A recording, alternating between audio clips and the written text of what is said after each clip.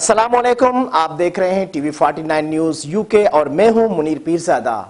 आइए आपको ले चलते हैं आज की खबर की जानिब। कसूर थाना मंडी उस्मान वाला डकैत गैंग के खिलाफ कामयाब कार्रवाई। आइए मजीद बता रहे हमारे नुमाइंदे मियां खलील सिद्दीक आ रहे हैं। जी मियां खलील सिद्दीक, क्या तफसीलात हैं, आगाह कीजिएगा।